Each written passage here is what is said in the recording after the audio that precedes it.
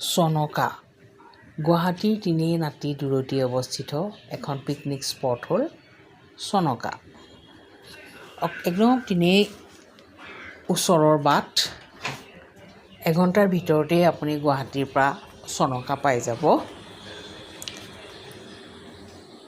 ব্ৰহ্মপুত্ৰ কাষৰ বালিময় প্ৰাকৃতিক পৰিৱেশেৰে পৰিপূৰ্ণ, চাৰিওফালে সেউজীয়া গছ-গছনি, শিলাময় পাহাৰ, অতি সুন্দৰ মনোৰম ঠাই হৈছে চনকা। ইয়াত কিন্তু এই যে মই যে বহি আছোঁ দেখিছে, তম্বু, বহুতো তম্বু আছে। এই সকলোখিনি কিন্তু ৰেডিমেড, তেওঁলোকেই ইয়াৰ কৰ্তৃপক্ষই বনাই থোৱা থাকে, আগৰ পৰাই বনাই থোৱা থাকে।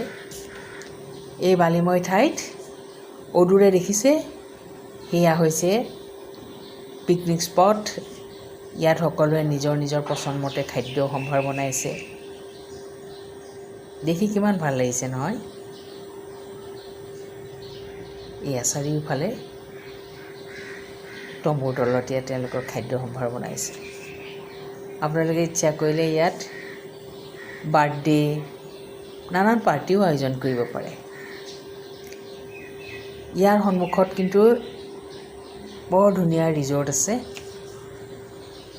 তেওঁলোকেও বৰ সুন্দৰ খাদ্য পৰিৱেশন কৰে। গাড়ী পাৰ্কিঙৰো ব্যৱস্থা আছে। ধুনীয়া খেলাৰ সামগ্ৰীৰে ভৰপূৰ এই ৰিজৰ্ট। খাদ্য আপোনালোকে অৰ্ডাৰ দিও বালিচৰত লৈ গৈ পৰিৱেশন কৰিব পাৰে।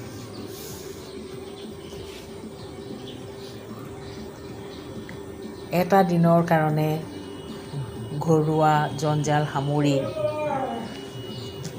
এবাৰ অন্ততঃ আহক, সকলোৱে ইয়াত উপভোগ কৰক, আনন্দ ফূৰ্তি মনেৰে থাকক।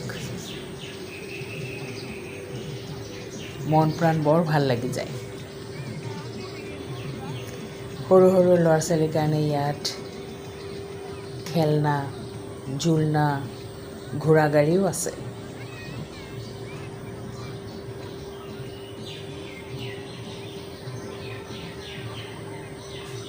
পানীৰো সুব্যৱস্থা আছে, খৰিও পোৱা যায়। ইচ্ছা কৰিলে আপোনালোকে গেছ ষ্টভো লৈ আহিব পাৰে।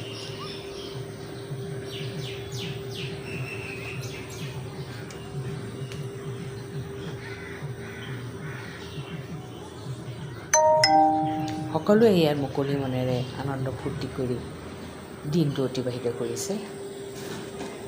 একঘেই জীৱনৰ পৰা এটা দিন নিজক নালাগে জানো?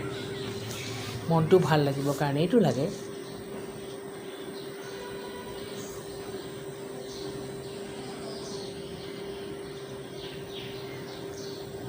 এইখন ৰিজৰ্ট।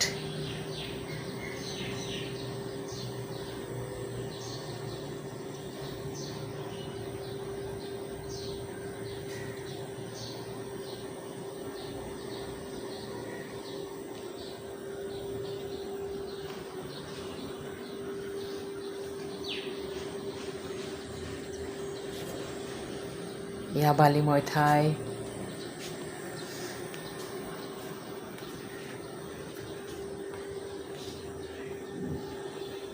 শিলাময় পাহাৰ, সেউজীয়া গছ-গছনি,